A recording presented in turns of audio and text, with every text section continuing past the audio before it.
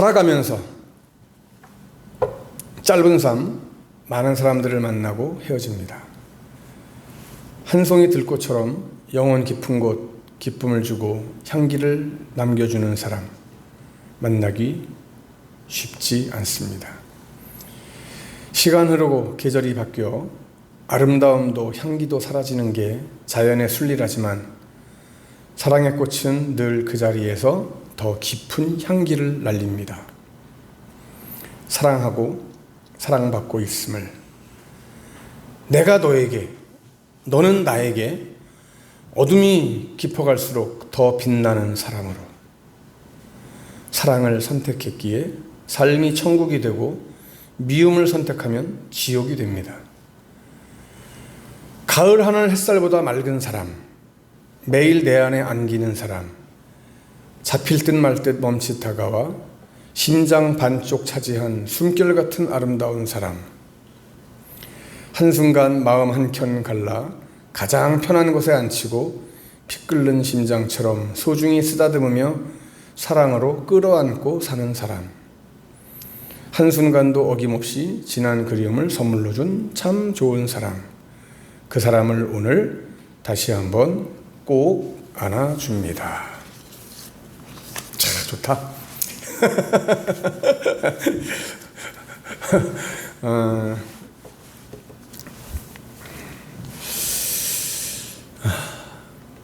좋은 거예요. 좋은 쪽을, 정말 좋은 쪽을 선택해야 됩니다. 야곱의 12 아들들 중에서 가장 불쌍한 사람을 꼽으라고 한다면 누구를 꼽을 수 있을까요? 르우벤을 꼽을 수가 있어요. 르우벤은 창세기 49장 3절에서 야곱이 말했던 것처럼 르우벤은 야곱의 장자예요. 맏아들이에요. 그리고 야곱이 말한 것처럼 장자요, 능력이요, 또 기력의 시작이라고 했어요. 또한 위풍이 아주 월등하고 권능이 탁월하다라고 이렇게 말을 했어요. 이처럼 르우벤은 족장시대의 장자로서 제사장직을 수행할 권리와 또 가족들을 통솔할 권리가 있었던 그런 아들이란 말이죠. 그런데 르우벤은 정말 물에 끓는 것처럼 조급하고 또 정욕적이고 충동적인 성격으로 인해서 아버지의 첩인 비라와 통관하고 말았죠. 모세의 시대였더라면 어떻게 됐어요? 돌 맞아 죽었어요. 그렇게 크고 무서운 죄를 짓고 말았죠. 그래서 결국 르우벤은 창세기 49장 4절에서 뭐라고 말씀하고 있어요? 탁월하지 못하리라. 야곱이 너는 탁월하지 못하리라 라고 하는 말을 르우벤에게 했는데, 이 말은 뭐예요? 장자권을 상실하고 만 거예요. 르우벤의 이러한 성격과 그로 인한 아픔은 그것이 르우벤 혼자로서만 끝난 것이 아니라 그의 후손들에게까지 이어지게 된 거예요. 여러분, 우리가 민수기 16장에서 우리가 출애굽 사건을 통해서 보면 그때 모세의 권위에 대항해서 반란을 일으킨 족속이 있어요. 그게 누구냐? 바로 다단과 아비람인데, 다단과 아비람이 누구냐? 르우벤의 후손이에요. 이게 르우벤이 후손들에게 미친 이 영향은 이제 가나안 땅을 분배하는 데 있어서 아주 극에 달하게 돼요. 그 어떤 일이 있었는지 우리가 오늘 이제 르우벤에게 요단 동편 땅이 기업으로 분배되는 이 과정을 통해서 함께 살펴보고자 하는 거예요. 그래서 선택이라고 하는 것이 얼마나 중요한 것인가, 이걸 우리가 오늘 말씀 통해서 함께 깨닫고 싶은 거예요. 오늘 말씀의 핵심은 그거예요, 여러분. 어떤 선택을 할 거냐. 여러분, 이 세상은 모든 것이 다 선택이에요, 여러분. 선택, 그죠? 선택이에요. 선택을 어떻게 할 거냐. 사람 만나는 거 선택이잖아요. 결혼하는 거 선택. 내가 이 사람을 선택할 것이냐, 아니면 저 사람을 선택할 것이냐, 그죠? 학교도 이 학교를 선택할 것이냐, 저 학교, 이 직장 저 직장 선택의 연속입니다. 선택의 중요성이 얼마나 큰가를 오늘 말씀을 통해서 함께 깨닫기를 원합니다. 자, 이 르우벤 지파는요, 기업을 얻는 일에 있어서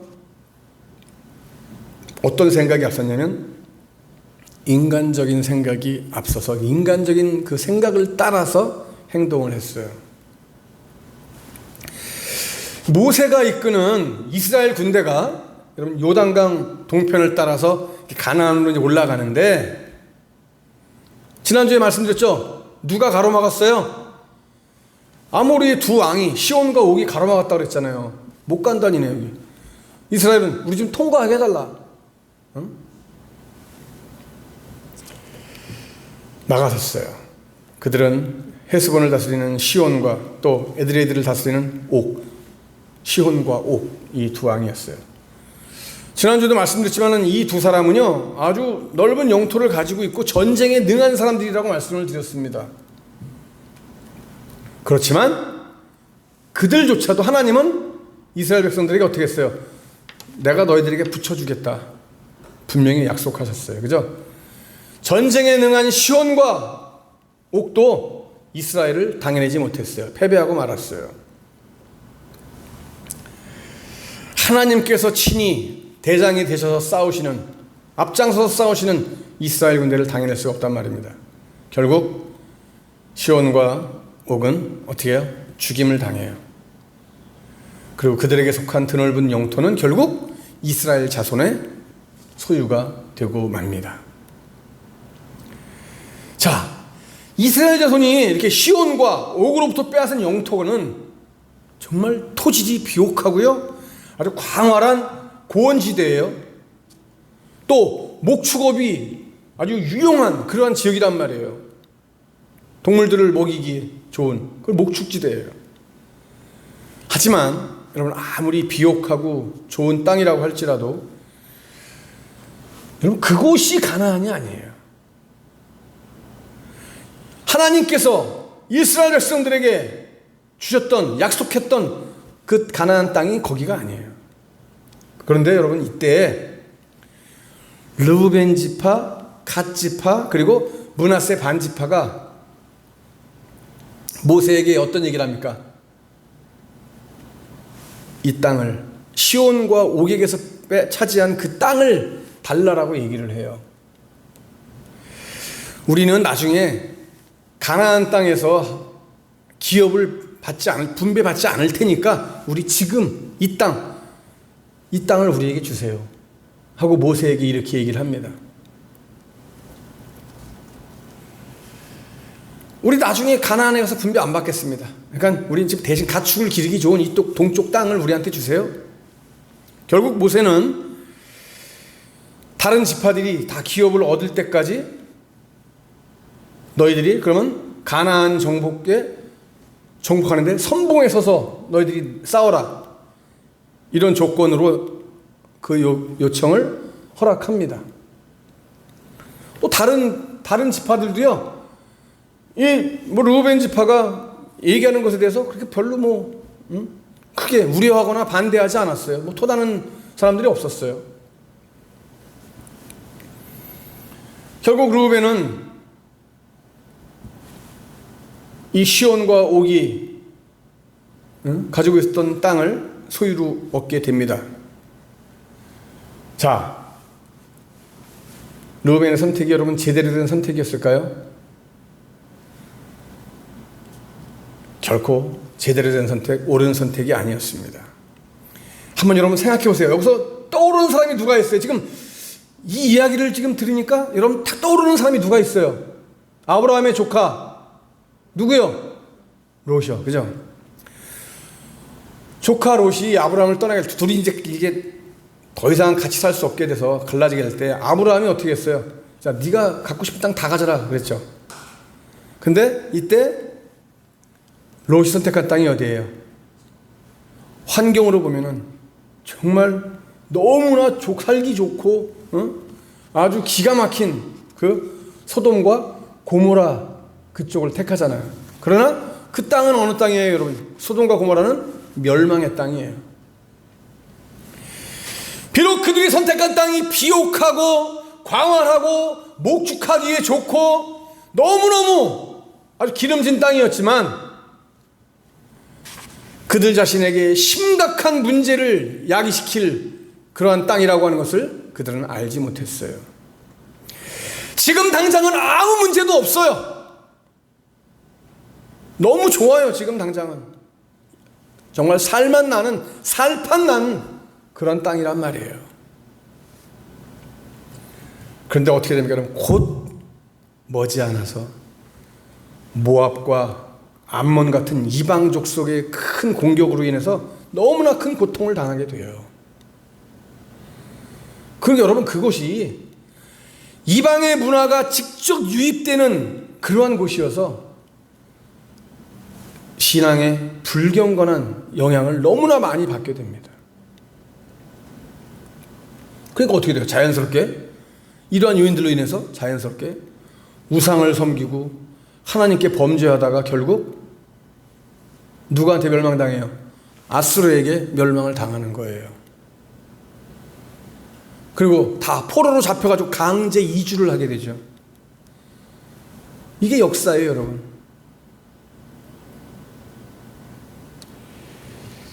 인간적인 생각에 따른 결정은요,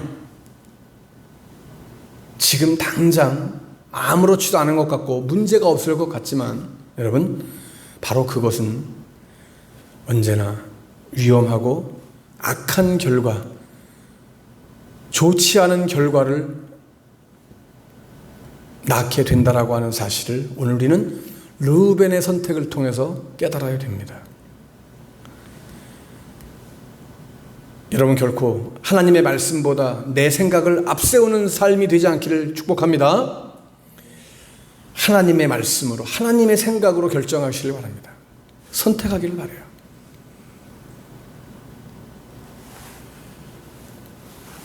자, 또 한 가지 생각해 볼 것은요, 이 르우벤 지파는 받은 기업을 개척하는 중에 누구를 죽였어요? 발람을 죽였어요. 그죠? 오늘 말씀 22절에 나오는 이 발람은 우리가 잘 아는 민수기 22장에 나오는 그 발람이에요. 부올의 아들 발람. 한마디로 말하면 돈의 눈이 어두워가지고 모압 왕이 발람에게, 야, 이스라엘을 저주해라. 응? 돈에 어두워가지고 돈을 많이 준다 그러니까. 이렇게 모압 왕의 청을 따라서 이스라엘을 저주하려고 했던 사람이 발람이에요. 여러분, 발람은 하나님의 능력과 이적을 많이 경험한 사람입니다. 그는 하나님께 무언가를 여쭈면 하나님으로부터 대답을 들었던 사람이에요. 또한 여러분, 성경 말씀을 읽어서 잘 아시겠지만은 유일하게 짐승이 사람의 이 언어로 말하는 것을 들었던 사람이 누구예요? 발람이에요. 그죠?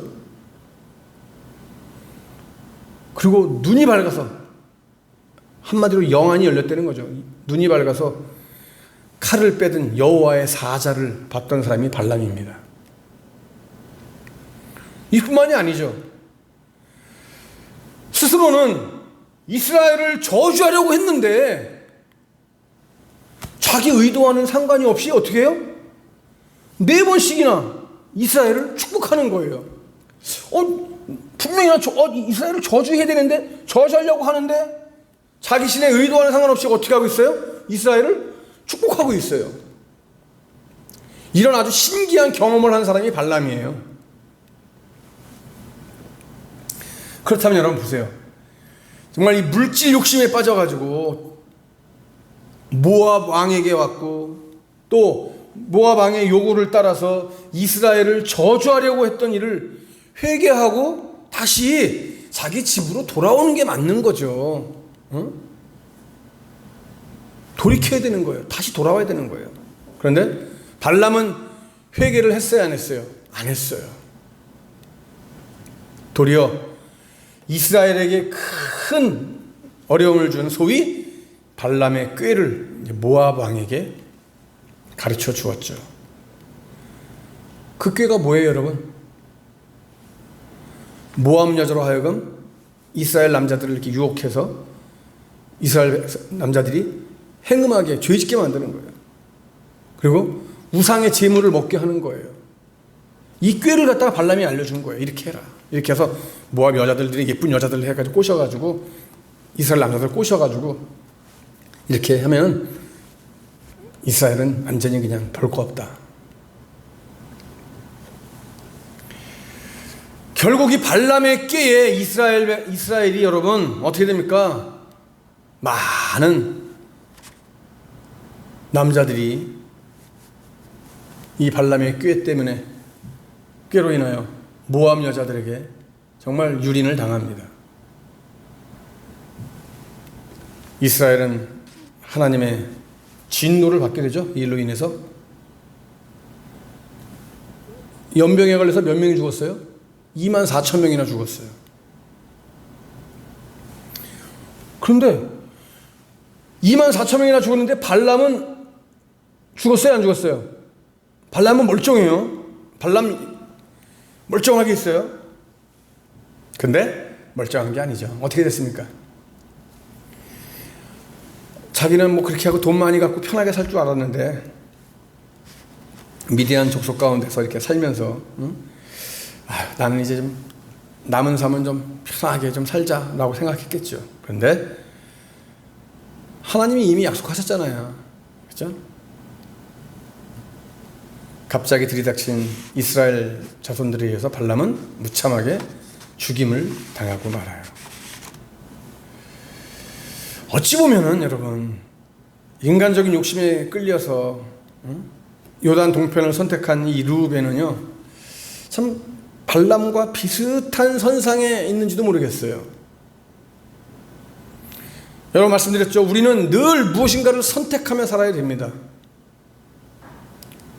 바라건대 인간적인 생각이나 욕심에 의해서 무엇인가를 결정하거나 행동하고 또 말하지 않기를 바랍니다.